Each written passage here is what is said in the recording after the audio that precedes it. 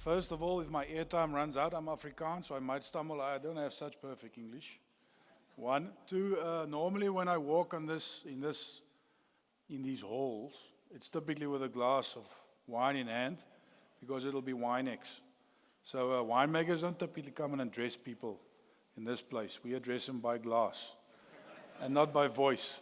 So I've got a big title for my presentation, but what I actually just want to talk to you today about is shared value and how we create opportunities in the sphere where we operate. So we're in agriculture, as you know.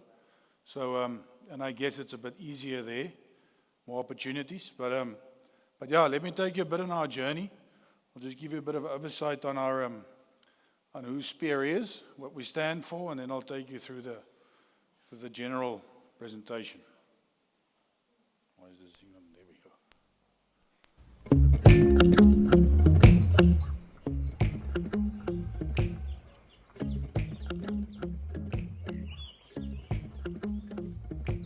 The story of SPEAR is a story of the land and also the story of the people.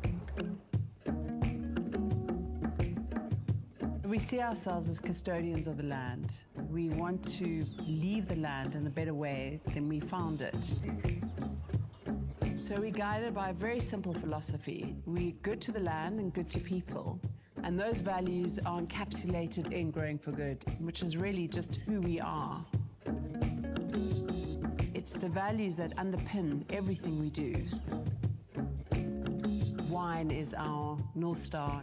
We have this team of extraordinary winemakers and over 300 years of heritage. The philosophy at SPEAR is to really take it right back to the dirt, to the soil. Because ultimately the soil is where everything starts. When you taste our wines, you'll taste something in the wine that you can't really put your finger on. And I would like to think that that's how we work with grapes, how we work with people.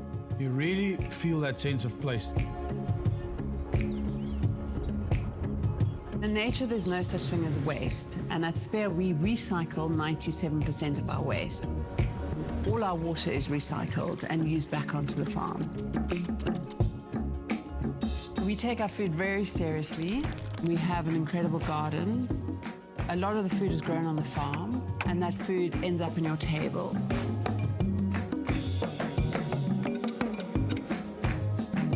We see art as a tool for transformation. Art has always been part of the SPEAR DNA, and a lot of that art you can see around the farm. We want people to come and visit and enjoy this farm. It's a place where people can reconnect with their senses, eat delicious food, drink amazing wine, and reconnect with each other. So Growing for Good is really about collaboration. Everything we do at SPEAR is in collaboration with incredible people who are passionate about what they do.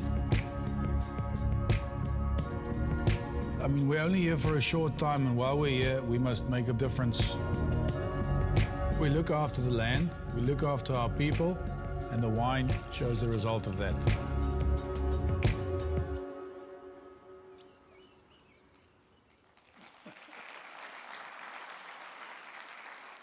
There we go. I don't have to talk anymore. It was all said. So I think Allard is hosting me here today, and there's some touch points with let's call it the mother company, if you want to call it that. But we're a family-owned wine farm, and we've been so proudly for probably since inception in 1692. But the Eindhovens weren't there since 1692. So they came about 300 years later. All right. So proudly family-owned, and all the values that we live out during our days at SPEAR and live out in our day at SPEAR is because of this beautiful family, the Eindhoven family. Beautiful people that has great hearts and instill this goodness in everyone that works with them. We never work for them. So we've got the 620 hectare piece of land, which we must take care of. No one else is going to do that. And we can only do that through creativity, collaboration, and compassion. So you'll see a lot of that during the course. So don't try and read everything. You can believe me. It's there, what I'm talking to you. So what do you do at Spear when you get there? Obviously, you taste wine. You go on a bit of vineyard tours. You do various activities there. But the gist of it is wine. And when you get there, I would like you to see that that is what South Africa looks like. Everyone is there. There's Europeans, there's Americans, there's Chinese or subcontinent people, and then there's South Africans as well. So it's a really big culture pot where a lot of people come together. So there's a lot of art on a farm as well, and that I'll tell you a bit later about, but that's the Creative Block arts project that has a big influence on what you see on the farm. So everything starts on the soil, which was said in the video there as well. So we have a major focus on soil fertility, and also another word that, and I think in your industry is becoming much more of a buzzword, is resilience.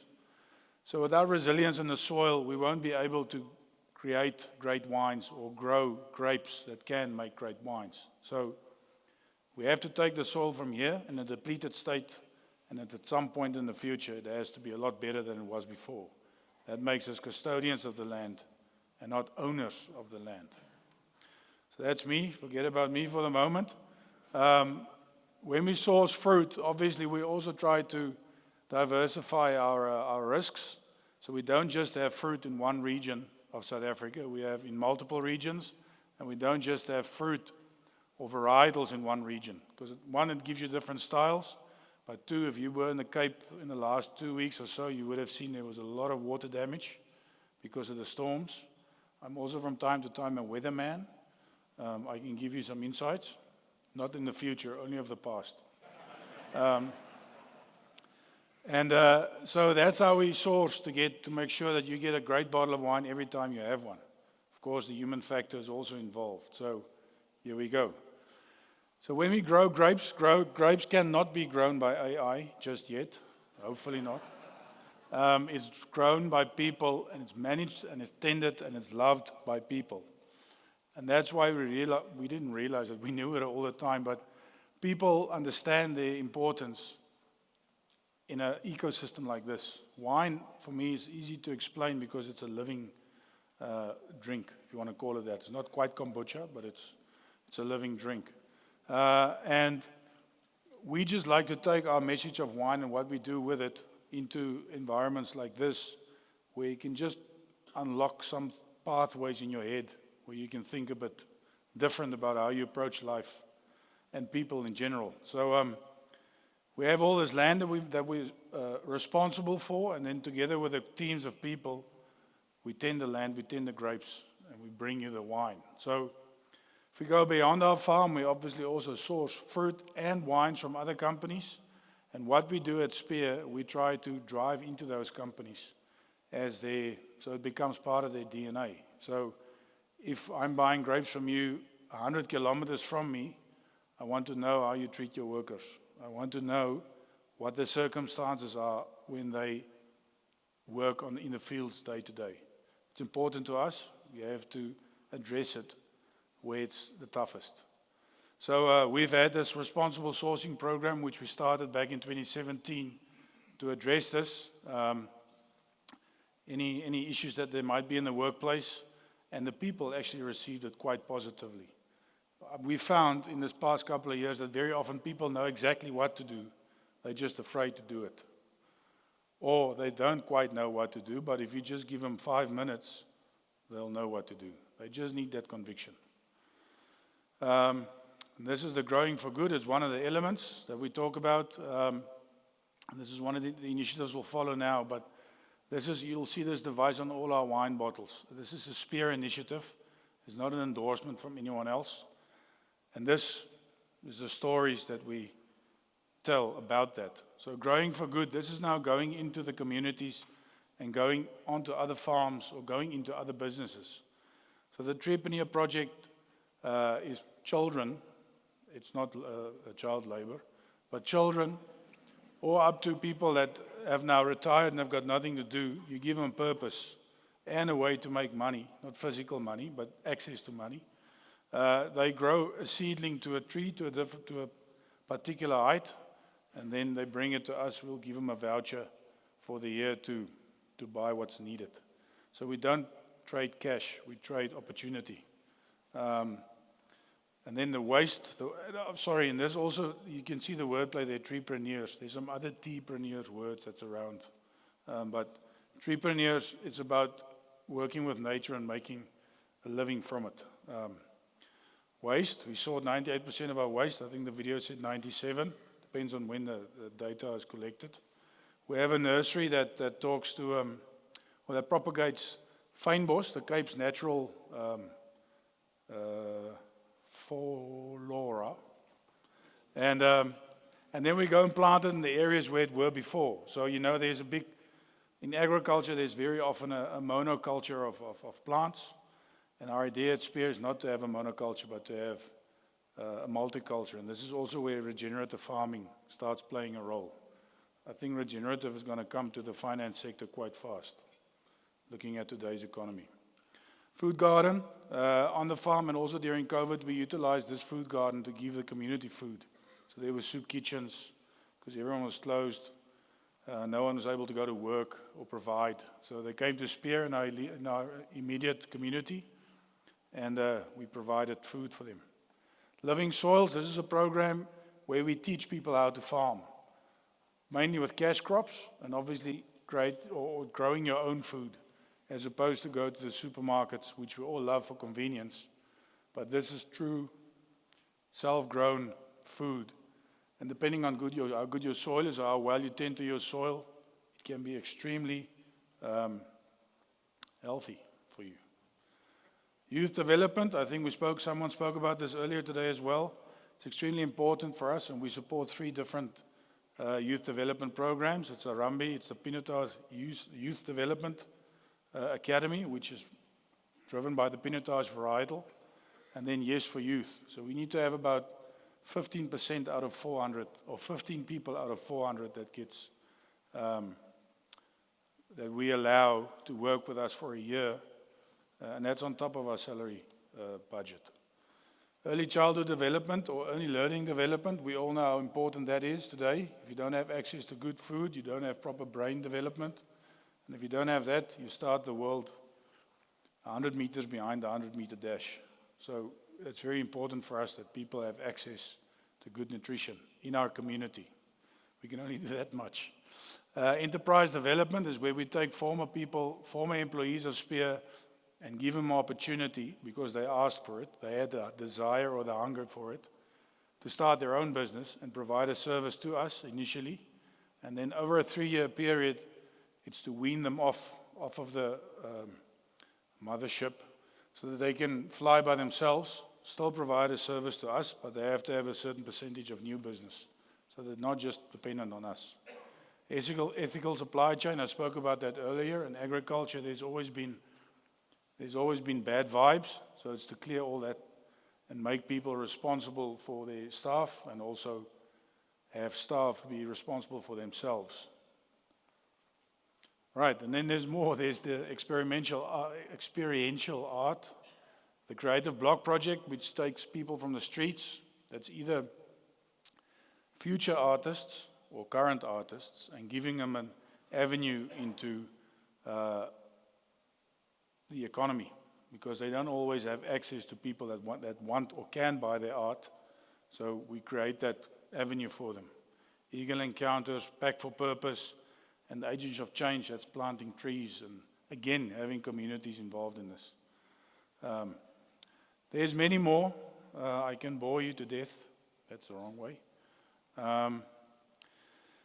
So this all talks to the social development aspect, and then there's obviously the carbon neutral or the carbon zero aligned goals that everyone has nowadays. So if we talk about, or Ivala talks about carbon emission and carbon neutrality, I think most of you in the tables here works for companies that's a very high buzz at the moment. I think the important thing which me as a farmer used to struggle with is the fact that someone else is now gaining from your hard work to fix the planet. And I think it's very important to understand that it's everyone's responsibility to reduce carbon. It's not just a farmer's responsibility. So that's our journey. I'll give you a quick video. I don't have a lot of time left. So back in 2007, we already started putting goals in place for this events.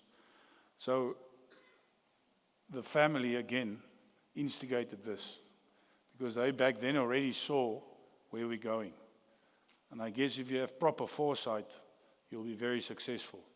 I'm more of a gut person myself. I'm a bit blind. But if you have a feeling for what's to come, trust that. I've learned to trust mine. So if you think it can't happen and your gut tells you it can happen, it probably will happen. So that's our carbon journey.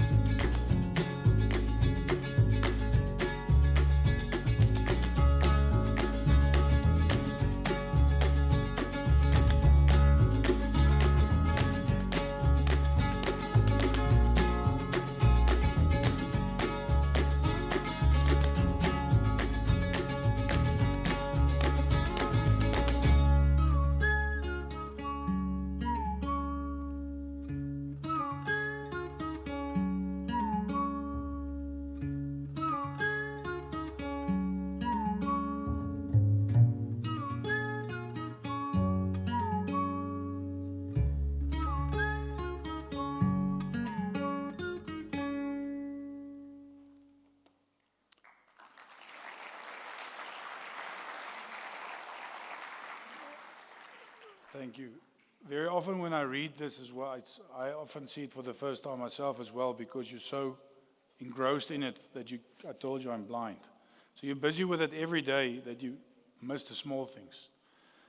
But that's quite audacious goals for a wine company, right? Much less a financial institution. But we had to set it, and if we don't put it on paper, then we will just talk about it. So we have to put it down and start acting.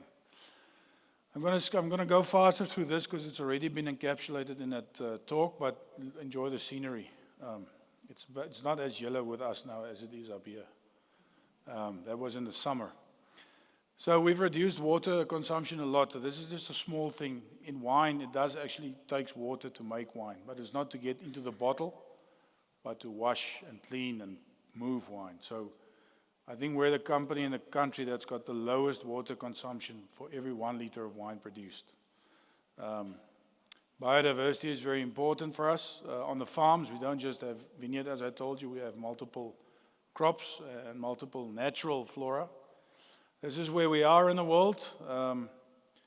We're by no means a big company, but we're quite thoroughly distributed. And if those of you that doesn't know what a bottle of spear wine looks like, that's in general terms what they look like. There's more out there. So just by show of hands, and there's no shame intended, who has never had a bottle of spear wine? It must be because you're not drinking. But you can buy it as gifts, don't forget that. All right, so that's who we are. For the far, your left to right, the most prestigious to the everyday consumption wine. All right, the Spear Signature white label. Most of people call that the Spear wine. But to the left, there's a lot more. Right, that's organic portfolio. It's a lot less. Because organic today it's not as readily accepted because people think that organic wine sometimes doesn't taste nice until you've tasted ours. So when we set out to make wine, we don't intend to give you a bad bottle of wine. So if we're not able to discern this bottle of wine in a blind tasting from different wines to be organic, then we think we've succeeded. We don't want to give you a bad bottle of wine. It's not our intention. Right? And then that's basically how you take your shared value and you plug it into your financial goals. What does it mean to be a good wine? It means you're well represented. People love you for who you are, and people love your wine. You can take that to your bottom line to sales, right? From good people, you do all your surveys on how happy your people are that work with you or for you. That you can also take to your bottom line because it's a shared interest. We create, what's this African saying? If you want to go fast, go alone, and if you want to go far, go together. So we believe in bringing people along. And then in good soil, because without the good soil, we will not be here tomorrow. So we have to ensure that we can provide for the future. That's my story.